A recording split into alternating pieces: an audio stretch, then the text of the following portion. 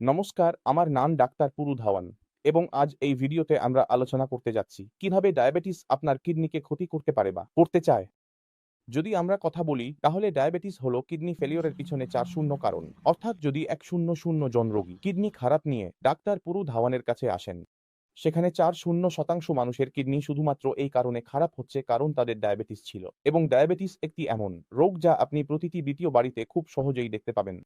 আপনি আপনার পরিবারে দেখবেন কেউ না কেউ আপনাকে অবশ্যই ডায়াবেটিসে আক্রান্ত হবে, হয়তো অল্প সময়ের জন্য বা পরে গুরুতর পর্যায়ে। এখন সমস্যা হলো যে ডায়াবেটিস কেবল কিডনির ক্ষতি করে না, এটি আপনার চোখেও ক্ষতি করে, আপনার নসকেও ক্ষতি করে এবং এর পেছনে ক্ষতি করার পদ্ধতি একদম একই।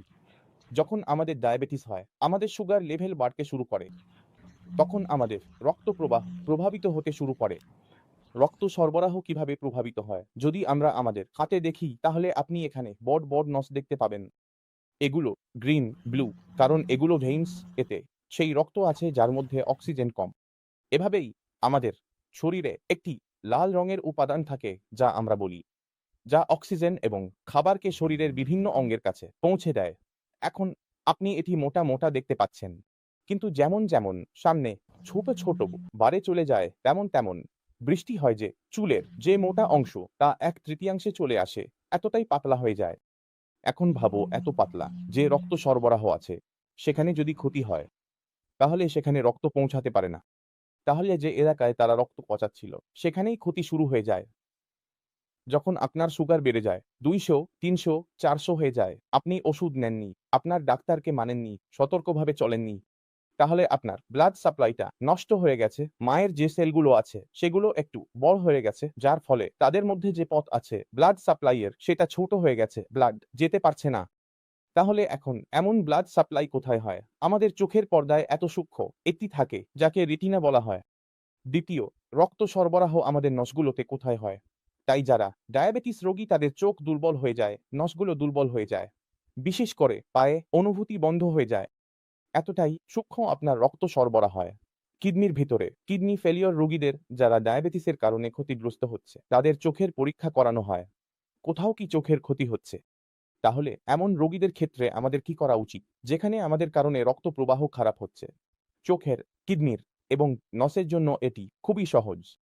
যে ক্ষতি হয়ে গেছে তা আপনি ভুলে যান এবং এখন ডায়াবেটিস নিয়ে কাজ করা শুরু করুন। কারণ এখন আপনাকে ডায়াবেটিসকে 1 এর নিচে রাখতে হবে। আপনার ফাস্টিং হোক, পিপি হোক অথবা র্যান্ডম ব্লাড সুগার লেভেলও আপনাকে এটি 180 এর নিচে রাখতে হবে। তা সেজন্য আপনাকে আপনার মেডিসিন বাড়াতে হোক, ইনসুলিন বাড়াতে হোক, খাবার পরিবর্তন করতে হোক অথবা এক্সারসাইজ করতে হোক, কোনো ব্যাপার নেই। যদি আপনি আপনার শরীরের সুগারের প্রতি যত্ন নেন, তাহলে আপনার অন্যান্য ক্ষতি যা ভবিষ্যতে হতে পারে তা হবে না। তাহলে প্রথম কাজটি হলো, দ্বিতীয় কাজটি আপনাকে কি করতে হবে? সুগারের কারণে আমাদের শরীরের বিভিন্ন অঙ্গ দুর্বল হয়ে পড়েছে। এখন আমাদের এটি করতে হবে শক্তিশালী। যদি শক্তিশালী করতে পারি তবে কাজ করার ক্ষমতা বাড়বে। তা আমাদের চোখ হোক, তা আমাদের কিডনি হোক, তা আমাদের এখন আমরা এটি কিভাবে করতে পারি? আমরা এটি করতে পারি যদি আমরা সঠিকভাবে খাবার খাই। তাহলে আমাদের খাবারের প্রতি খুব মনোযোগ দিতে হবে। খাবারে মনোযোগ রাখা, মিষ্টি না খাওয়া, ফলের বেশি ব্যবহার না করা, ফলের স্যালাডের বেশি ব্যবহার করা উচিত। খাবারের মধ্যে ফাইবারের পরিমাণ বাড়ানো খুবই গুরুত্বপূর্ণ, যাতে আপনার শরীর ভালোভাবে কাজ করতে পারে এবং আপনার ত্বকও পরিষ্কার থাকে। আপনার অন্ত্রের মাইক্রোবায়োম এবং ব্যাকটেরিয়া সঠিকভাবে কাজ করতে পারে, যা আপনার শরীরকে স্বাস্থ্যকর রাখতে সাহায্য করবে। এখন আমরা আবার কিডনির দিকে আসি। তাহলে আমরা কি করেছি? আমরা প্রথম কাজটি করেছি এবং আমাদের ডায়াবেটিসকে নিয়ন্ত্রণে নিয়ে এসেছি। ফলে এর থেকে আরো ক্ষতি হওয়া বন্ধ হয়ে গেছে। এখন আমাদের কিডনির কার্যকারিতা তৈরি করতে হবে, কারণ যতক্ষণ না আমরা কিডনির কার্যকারিতা বাড়াবো, ততক্ষণ কাটা লেভেলও এবং ইউরিয়া লেভেলও যা বেড়েছে তা কমবে না। তাই আমাদের কিডনির কার্যকারিতা তৈরি করার বিষয়ে ভাবতে হবে।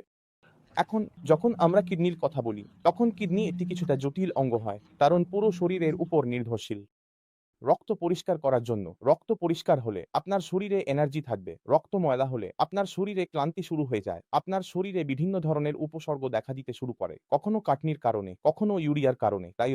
তাই আমাদের পরিষ্কার করতেই হবে। তাহলে আমরা প্রথম কাজ কি করব? খাবারকে নিয়ন্ত্রণ করে রক্তকে কম ময়লা হতে দেব।